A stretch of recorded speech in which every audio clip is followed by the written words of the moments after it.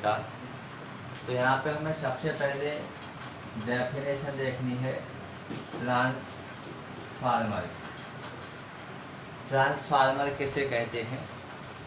तो ट्रांसफार्मर की डेफिनेशन के लिए सबसे पहले यहाँ पे आपका हो जाएगा, ये एक ऐसा यंत्र होता है जो प्रत्यावर्ती वोल्टेज को बिना परिवर्तित किए, बिना परिवर्तन माने ऐसा कि ना तो उसका किसी भी प्रकार से क्षरण नहीं होगा। तो हम यहाँ पे ट्रांसफार्मर की यदि डेफिनेशन देखेंगे तो उसमें आ जाएगा आपका ऐसा यंत्र जो प्रत्यावर्ती वोल्टेज जो हमें घरों में प्रवाहित करने के लिए उपयोग किया जाता है हमारे द्वारा, उसको हम कौन सा वोल्टेज कहेंगे? प्रत्यावर्ती वोल्टेज कहेंगे। तो ऐसा यंत्र जो प्रत्यावर्ती वोल्टेज को सीधे ही बिना विद्युत ऊर्जा नष्ट किए, माने उसकी जो एनर्जी होती है उसका किसी भी प्रकार से कोई भी क्षरण नहीं होता है, तो बिना विद्युत ऊर्जा नष्ट किए सीधे ही क्या कर देता है? परिवर्तित कर देता है। क्या कर दिया जाता है? परिवर्तित कर दिया जाता है। परिवर्तन करने का मतलब होता है या तो उसको घटा दिया जाएगा या फिर उसके मान में क्या कर दी जाएगी? वृद्धि कर दी जाएगी। तो परिवर्तन हो जाएगा। तो ट्रांसफार्मर की हमारी डेफिनेशन हो जाएगी ऐसा यंत्र जो प्रत्यावर्ती वोल्टेज को बिना विद्युत ऊर्जा नष्ट किए क्या कर देता है? परिवर्तित कर देता है, अर्थात घटा या बढ़ा देता है। उससे हम क्या कहते हैं? ट्रांसफार्मर कहते हैं। क्या कहते हैं? ट्रांसफार्मर कहते हैं। और इसकी सबसे पहले यदि हम इसके बारे में देखें तो ट्रांसफार्मर की जो रचना की गई एक वैज्ञानिक है जिन्हें हम क्या कहते हैं? वैज्ञानिक माइकल फैराडे। तो ट्रांसफार्मर की सबसे पहले रचना किसके दौरान दी गई थी? फैराडे के दौरान दी गई थी। और ट्रांसफार्मर का यदि आप कार्य सिद्धांत देखें तो जो ट्रांसफार्मर का जो कार्य सिद्धांत होता है ये अन्योन्य प्रेरण के सिद्धांत के ऊपर कार्य करता है। किसके ऊपर कार्य करता है? अन्योन्य प्रेरण के सिद्धांत के ऊपर कार्य करता है। और अन्योन्य प्रेरण का जो अपना टॉपिक होता है वो हम पहले ही कंप्लीट कर चुके हैं। तो ये अपना हो गया ट्रांसफार्मर की परिभाषा। तो यहाँ पे हम देखेंगे ये केवल ट्रांसफार्मर जो होता है ये केवल हमारा प्रत्यावर्ती जो वोल्टेज होता है या प्रत्यावर्ती धारा होती है केवल उसी के साथ ही उपयोग किया जाता है। इसका उपयोग हम दृष्ट धारा के साथ या दृष्ट वोल्टेज के साथ नहीं कर सकते हैं। ट्रांसफार्मर का उपयोग केवल किसके साथ किया जा सकता है? प्रत्यावर्ती धारा के साथ ही किया जा सकता है। इसके बाद यहाँ पे आप इसको वर्गीकृत करें तो जो ट्रांसफार्मर होते हैं ये हमारे कितने प्रकार के होते हैं? 2 प्रकार के होते हैं। एक तो ऐसा ट्रांसफार्मर होता है कि जो प्रत्यावर्ती वोल्टेज के मान को बढ़ा देता है, और एक ऐसा ट्रांसफार्मर होता है जो प्रत्यावर्ती वोल्टेज के मान को कैसा कर देता है? कम कर देता है। इसी के बेस पर यदि हम यहाँ पर देखें तो जो ट्रांसफार्मर होते हैं हमारे कितने प्रकार के होते हैं? 2 प्रकार के होते हैं। पहला जो ट्रांसफार्मर होता है इसको हम क्या कहते हैं? एक तो होता है हमारा अपचायी ट्रांसफार्मर और एक होता है उच्चायी ट्रांसफार्मर। 2 प्रकार यहाँ पे आप देखेंगे। तो जो पहला ट्रांसफार्मर होगा इसको हम क्या कहते हैं? अपचायी ट्रांसफार्मर कहते हैं। कौन सा ट्रांसफार्मर कहते हैं? अपचायी ट्रांसफार्मर कहते हैं। और जो दूसरा ट्रांसफार्मर होता है इसे आप क्या कहते हैं? उच्चायी ट्रांसफार्मर कहते हैं। क्या कहते हैं? उच्चायी ट्रांसफार्मर। अब सबसे पहले हम यदि डेफिनेशन देखें किसकी? अपचायी ट्रांसफार्मर की, तो अपचायी ट्रांसफार्मर क्या कहता है? अप यानी कम हो जाएगा, उच्च यानी अधिक हो जाएगा।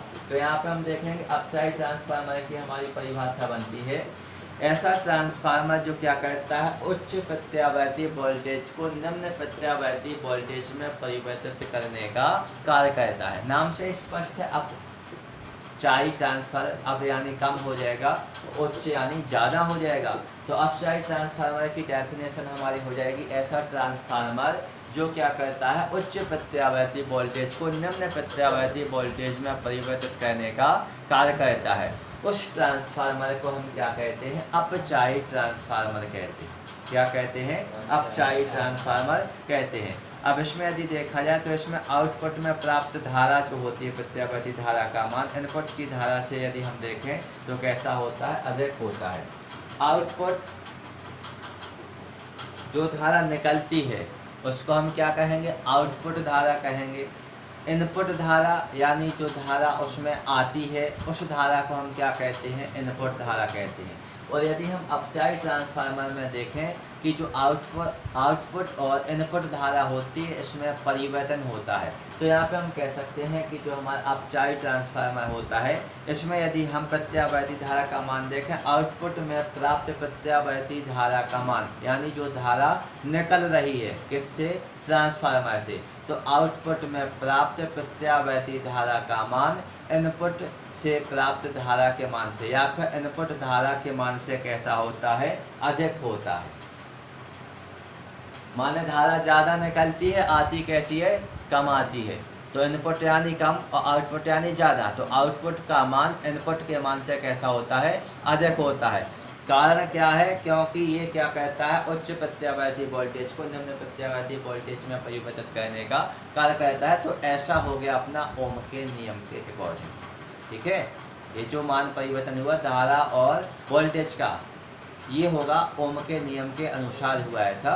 तो यहाँ पे अपन ने देखा पहले अपचाई ट्रांसफार्मर, और अपचाई ट्रांसफार्मर में यदि हम यहाँ पर देखें द्वितीय कुंडली जो आपकी होती है, द्वितीय कुंडली में फेरों की संख्या यदि यहाँ पर देखें तो इसके लिए हमें सबसे पहले एक कुंडली कुंडली की आवश्यकता पड़ेगी। तो यहाँ पे आप एक कुंडली को बनाएंगे, एक कुंडली हमारी ये हो जाएगी और दूसरी कुंडली हमारी ये हो जाएगी। ये जो हमारी कुंडली रहेगी, ये कुंडली कौन सी कुंडली हो जाएगी, प्राथमिक कुंडली हो जाएगी। और ये जो कुंडली रहेगी ये कौन सी कुंडली हो जाएगी, द्वितीयक कुंडली हो जाएगी। तो यदि यहाँ पे हम भाषा को देखेंगे तो इस प्रकार के ट्रांसफार्मर में द्वितीयक कुंडली में फेरों की संख्या प्राथमिक कुंडली के फेरों की संख्या से कम होती है। द्वितीयक में फेरों की संख्या कम है और प्राथमिक में फेरों की संख्या कैसी है, ज़्यादा। तो यहाँ पे हम कहेंगे कि इस प्रकार के ट्रांसफार्मर में द्वितीयक कुंडली में जो फेरों की संख्या होती है वो प्राथमिक कुंडली के फेरों की संख्या से कैसी होती है, कम। माने प्राथमिक कुंडली में फेरों की संख्या अधिक होती है और द्वितीय कुंडली में फेरों की संख्या कैसी होती है, कम होती है। वहीं यदि यहाँ पर देखा जाए तो एक ऑब्जेक्ट भी हमारा बनकर तैयार होता है। इस प्रकार के ट्रांसफार्मर में यदि हम परिणमन अनुपात का मान देखें, ये हमें परिभाषा अभी आगे ही पढ़ने के लिए मिलेगी। परिणमन अनुपात का जो मान होता है, परिणमन अनुपात का मान 1 से कैसा होता है, कम होता है। परिणमन अनुपात को हम किससे प्रदर्शित करते हैं, स्मॉल r से। अभी हम इसके थोड़ी आगे डेफिनेशन देखेंगे परिणमन अनुपात की। तो यदि हम अपचाई ट्रांसफार्मर में देखें तो अपचाई ट्रांसफार्मर जो होता है इसमें परिणमन अनुपात का मान 1 से थोड़ा कैसा होता है, कम होता है। तो ये जो हमारा पहला ट्रांसफार्मर था इसको हम क्या कह रहे थे, अपचाई ट्रांसफार्मर कह रहे थे। इसके बाद जो हमारा दूसरा ट्रांसफार्मर होता है, दूसरे ट्रांसफार्मर को हम क्या कहते हैं, उच्चाई ट्रांसफार्मर कहते हैं। कौन सा ट्रांसफार्मर कहते हैं, उच्चाई ट्रांसफार्मर। और उच्चाई ट्रांसफार्मर यानी वह ट्रांसफार्मर जो निम्न प्रत्यावर्ती वोल्टेज को उच्च प्रत्यावर्ती वोल्टेज में परिवर्तित करता है। नाम से स्पष्ट है, उच्च यानी वोल्टेज के मान को ये क्या करेगा, बढ़ा देगा। तो ऐसा ट्रांसफार्मर जो क्या करता है, निम्न प्रत्यावर्ती वोल्टेज को उच्च प्रत्यावर्ती वोल्टेज में परिवर्तित करने का कार्य करता है। इस प्रकार के ट्रांसफार्मर को हम क्या कहते हैं, उच्चाई ट्रांसफार्मर कहते हैं। कौन सा ट्रांसफार्मर कहते हैं, उच्चाई ट्रांसफार्मर कहते हैं। अब इसमें आउटपुट से प्राप्त प्रत्यावर्ती धारा का जो मान होगा वो इनपुट से प्राप्त प्रत्यावर्ती धारा के मान से कैसा होगा, कम होगा।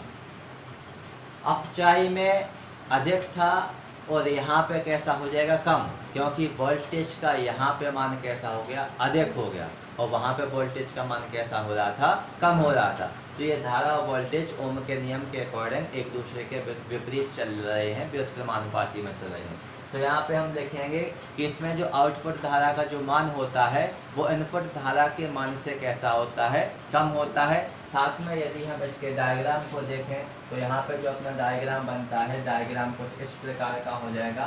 इसमें जो कुंडली में फेरों की संख्या होती है, ये कुंडली हमारी कौन सी हो जाएगी, प्राथमिक कुंडली हो जाएगी, और ये कौन सी कुंडली हो जाएगी, द्वितीय कुंडली हो जाएगी। जैसे हम लिखेंगे इसमें द्वितीय कुंडली में फेरों की संख्या प्राथमिक कुंडली में फेरों की संख्या से कैसी होती है, अधिक होती है। बिल्कुल परिभाषा बिल्कुल अपोजिट में ही चल रही है। उसको हम यदि लर्न कर लेंगे तो उसके बिल्कुल अपोजिट यदि कर देंगे तो वो ट्रांसफार्मर हमारा अपचाई से उच्चाई में कैसा हो जाएगा, परिवर्तित हो जाएगा। साथ में यदि यहाँ पे आप उच्चाई में परिरमण अनुपात का मान देखते हैं, परिरमण अनुपात यानी स्मॉल आर का मान, वहाँ पे हम कह रहे थे कि परिरमण अनुपात का मान 1 से कुछ कैसा होता है, कम होता है। और यहाँ पे आप कहेंगे कि इसमें परिरमण अनुपात का मान 1 से कुछ कैसा होता है, अधिक होता है, यानी सीधा सा ये हो जाएगा कि 1 से कैसा होता है, अधिक होता है। तो यहाँ पे हमने परिभाषाएं देखी, एक तो आपने देखा अपचाई ट्रांसफार्मर और दूसरा क्या देखा, उच्चाई ट्रांसफार्मर। अपचाई ट्रांसफार्मर में हम कह रहे थे कि यह ट्रांसफार्मर क्या कहता है, उच्च प्रत्यावर्ती वोल्टेज को निम्न प्रत्यावर्ती वोल्टेज में परिवर्तित करने का कार्य करता है। तो थोड़ी सी यहाँ पे हम दोनों में तुलना कर लेते हैं। सबसे पहले आप एक साइड देखेंगे कौन सा ट्रांसफार्मर हो जाएगा, अपचाई ट्रांसफार्मर हो जाएगा, और दूसरी साइड कौन सा ट्रांसफार्मर हो जाएगा, हमारा उच्चाई ट्रांसफार्मर हो जाएगा। तो जो अपचाई ट्रांसफार्मर होता है, अपचाई ट्रांसफार्मर में हमने देखा यह ट्रांसफार्मर क्या कहता है, अपचाई यानी उच्च प्रत्यावर्ती वोल्टेज को निम्न प्रत्यावर्ती वोल्टेज में परिवर्तित कर देता है। ये उच्च प्रत्यावर्ती वोल्टेज को किस में कन्वर्ट कर देता है, निम्न प्रत्यावर्ती वोल्टेज में परिवर्तित कर देता है। वहीं यदि हम बात करें उच्चाई ट्रांसफार्मर की, तो जो हमारा उच्चाई ट्रांसफार्मर होता है ये क्या कर देता है, निम्न प्रत्यावर्ती वोल्टेज को उच्च प्रत्यावर्ती वोल्टेज में परिवर्तित कर देता है। इसके पश्चात यदि हम देखें तो जो अपचाई ट्रांसफार्मर होता है, अपचाई ट्रांसफार्मर में यदि हम देखें तो जो आउटपुट धारा का जो मान होता है, आउटपुट धारा का मान यदि हम देखें तो जो इनपुट धारा होती है, आउटपुट धारा का मान इनपुट धारा के मान से कैसा होता है, अधिक होता है। यानी कौन सी धारा अधिक होती है, आउटपुट धारा अधिक होती है। इसमें आउटपुट धारा का मान इनपुट धारा के मान से कैसा होता है, अधिक होता है। और यदि वहीं पे बात की जाए उच्चाई ट्रांसफार्मर की, तो यहाँ पे हम देखेंगे इसमें जो आउटपुट जो धारा होती है, आउटपुट धारा का मान यदि देखा जाए किसके साथ, इनपुट धारा के मान से, तो आउटपुट धारा का मान इनपुट धारा के मान से कैसा होता है, कम होता है। इसके पश्चात हम अगला बिंदु यहाँ पे देखते हैं। तो अगले बिंदु में हमारा हो जाएगा जो अपचाई ट्रांसफार्मर होता है। अब यहाँ पे हमें आवश्यकता पड़ती है कुंडलियों की, तो यहाँ पे हम थोड़ी सी कुंडलियाँ बना लेंगे। ये आपका हो जाएगा अपचाई के लिए, और यदि यहीं पे हम बनाए उच्चाई के लिए, तो ये अपनी जो स्थिति हो जाएगी किसके लिए हो जाएगी, उच्चाई के लिए। तो इन्हीं कुंडलियों से यहाँ पे हम बिंदु बना लेंगे। इसमें प्राथमिक कुंडली में अब देखना, एक बिंदु से हम 2 बिंदुओं को बनाएंगे। अपचाई ट्रांसफार्मर में आप लिखेंगे इसमें प्राथमिक कुंडली में फेरों की संख्या कैसी होती है, अधिक। इसमें लिखेंगे प्राथमिक कुंडली में फेरों की संख्या कैसी होती है, कम। और अगला बिंदु यहीं से बनाया कि इसमें द्वितीय कुंडली में फेरों की संख्या कैसी होती है, कम। और इसमें द्वितीय कुंडली में फेरों की संख्या कैसी होती है, अधिक होती है। एक ही बिंदु से हमने कितने बिंदु बना लिए, 2 बिंदु बना लिए। इसके पश्चात हम देखेंगे इसका परिरमण अनुपात का मान। तो जो अपचाई ट्रांसफार्मर होता है इसमें स्मॉल आर को हम क्या कहेंगे, परिरमण अनुपात कहेंगे। स्मॉल आर यानी क्या हो जाएगा, आपका परिरमण अनुपात हो जाएगा। तो स्मॉल आर यानी परिरमण अनुपात का मान 1 से कुछ कैसा होता है, कम होता है। 1 से कैसा हो जाएगा, कुछ कम हो जाएगा। और वहीं यदि हम यहाँ पे देखें उच्चाई ट्रांसफार्मर, जिसमें जो परिरमण अनुपात का मान होता है ये 1 से कुछ कैसा हो जाता है, अधिक हो जाता है। ये हो जाती है आपकी डेफिनेशन ट्रांसफार्मर की परिभाषा। और ट्रांसफार्मर का वर्गीकरण 2 प्रकार के होते हैं, एक तो हमारा होता है अपचाई ट्रांसफार्मर और एक होता है उच्चाई ट्रांसफार्मर। हमने दोनों की ये चित्र बनाने पड़ते हैं, दोनों की चित्र सहित यहाँ पे व्याख्या देख के दोनों में ये क्या हो जाएगा, आपका अंतर हो जाएगा। इसके पश्चात